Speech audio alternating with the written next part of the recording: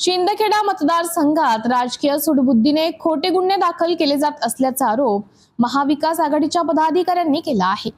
माजी जिल्हा परिषद सदस्य कामराज निकम आणि त्यांच्या कुटुंबावर दाखल करण्यात आलेल्या कथित खोट्या गुन्ह्यांच्या निषेधार्थ आघाडीच्या कार्यकर्त्यांनी धुळे जिल्हाधिकारी भाग्यश्री विसपुते यांच्याकडे निवेदन दिले।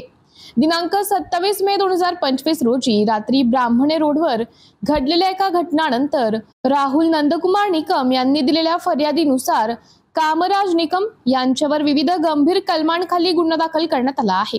या प्रकरणात पोलीस प्रशासनाने कोणतीही चौकशी न करता थेट अटक केली असा आरोप निवेदनात करण्यात आला आहे।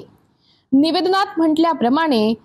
सर्व कलम अत्यंत गंभीर आहेत, मात्र पोलिसांनी ना पुरावे गोळा केले ना कुठलीही प्राथमिक चौकशी केली। केवळ एका राजकीय व्यक्तीला बदनाम करण्यासाठी हे पाऊल उचलण्यात आल्याचा आरोप करण्यात आला आहे।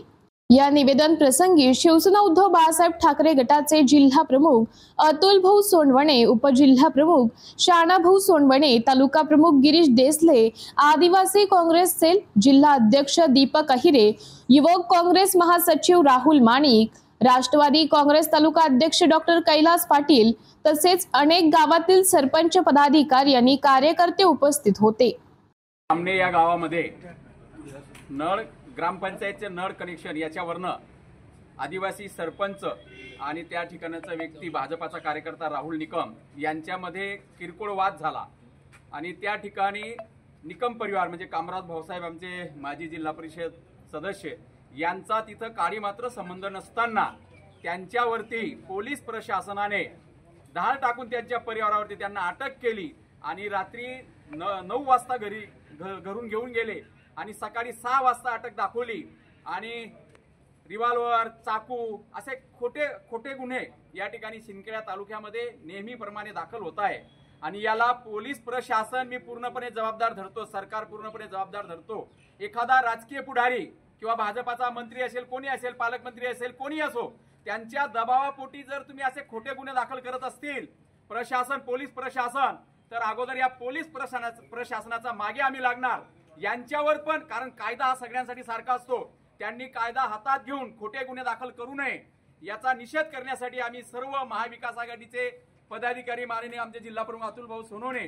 या सगळ्यांच्या नेतृत्वामध्ये आम्ही या ठिकाणी आज एकत्र आलेलो आहेत आणि येणाऱ्या काळामध्ये जर या पोलीस प्रशासनाने हे खोटे गुन्हे मागे घेऊन जो खरा गुन्हा आहे, जो आमच्या आदिवासी महिलांवरती जातीवाचक शिवीगाळ केलेली आहे, त्यांना दमदाटी केलेली आहे, त्यांचा अॅट्रॉसिटीचा गुन्हा दाखल करून घेतला नाही आणि कामराज भाऊसाहेबांनी फक्त मध्यस्थी केली, भांडण मिटवण्याचं काम केलं, अशा निकम परिवारावरती यांनी खोटा गुन्हा दाखल केला आहे। 307 सारखा गंभीर गुन्हा दाखल केला आहे, तो गुन्हा तात्काळ मागे घ्यावा आणि यांची अॅट्रॉसिटीची कंप्लेंट तात्काळ पोलीस प्रशासनाने नोंदणी करून घ्यावी यासाठी आम्ही नवीनच आलेल्या जिल्हाधिकारी मॅडमांकडे या ठिकाणी निवेदन द्यायला आलोय आणि जर आम्हाला न्याय मिळाला नाही तर मोठमोठे आंदोलन आम्ही शिंदखेडा तालुक्याच्या वतीने संपूर्ण महाविकास आघाडीचे कार्यकर्ते उभे केल्याशिवाय राहणार नाही। MDTV न्यूज साठी प्रतिनिधी यादवराव सावंत, शिंदखेडा।